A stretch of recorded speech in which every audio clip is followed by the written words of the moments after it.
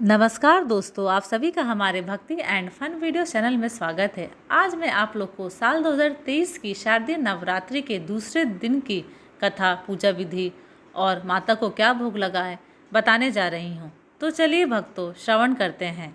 शारदीय नवरात्रि की शुरुआत 15 अक्टूबर 2023 से हो चुकी है।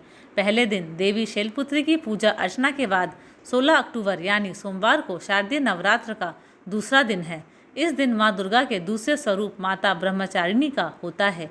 आज के दिन माता की पूजा अर्चना करने से सुख, शांति और समृद्धि की प्राप्ति होती है।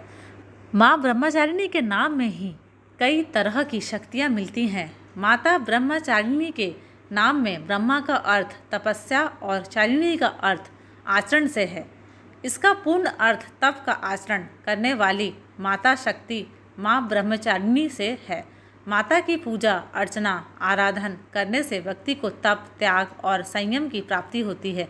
आइए जानते हैं आज माता ब्रह्मचारिणी की पूजा का शुभ मुहूर्त, पूजा की विधि, कथा और भोग प्रसाद। शारदीय नवरात्रा का दूसरा दिन माता ब्रह्मचारिणी को समर्पित होता है। इस दिन माता की पूजा पूरे विधि विधान से करने पर माता कृपा करती हैं। पूजा में कोई गलती ना हो, इसका विशेष ध्यान रखना चाहिए। माँ ब्रह्मचारिणी की पूजा के लिए सुबह उठकर स्नान करें और साफ सुथरे वस्त्र धारण करें। माता को अक्षत, चंदन और रोली चढ़ाएं। माता रानी को कमल और गुड़हल के फूल बहुत ही प्रिय हैं, इसलिए माता की इन फूलों से ज़रूर पूजा करनी चाहिए। इससे माता रानी प्रसन्न होती हैं। कलश, देवता और नवग्रह मंत्र की विधिवत पूजा करें। माता की आरती करते समय घी के दीपक और कपूर से करें। माँ ब्रह्मचारिणी को दूध से बनी मिठाइयाँ बेहद प्रिय है। माता को दूध से बनी मिठाइयों के अलावा फलों में केले आदि का भोग लगाएं। इससे माता ब्रह्मचारिणी प्रसन्न होती हैं। माता रानी अपने भक्तों को आशीर्वाद देने के साथ ही कृपा करती हैं। माता की कृपा पाते ही व्यक्ति के हर कष्ट नष्ट हो जाते हैं। तो चलिए भक्तों, अब कथा श्रवण करते हैं। माँ ब्रह्मचारिणी ने राजा हिमालय के घर में पुत्री के रूप में जन्म लिया था। यहाँ देवर्षि नारद के उपदेश से इन्होंने भगवान शंकर को अपने पति के रूप में प्राप्त करने के लिए अत्यंत कठिन तपस्या की थी।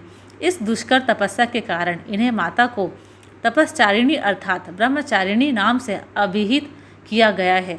कथा के अनुसार 1000 वर्षों तक माता ने सिर्फ फल मूल खाकर व्यतीत किए और 100 वर्षों तक केवल शाक पर निर्वाह किया था। कुछ दिनों तक कठिन उपवास रखते हुए देवी ने खुले आकाश के नीचे वर्षा और धूप के भयानक कष्ट भी सहे। कई हजार वर्षों की इस कठिन तपस्या के कारण ब्रह्मचारिणी देवी का शरीर एकदम क्षीण हो उठा।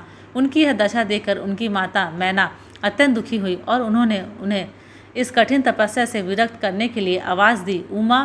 तब से देवी ब्रह्मचारिणी का एक नया नाम उमा भी पड़ गया।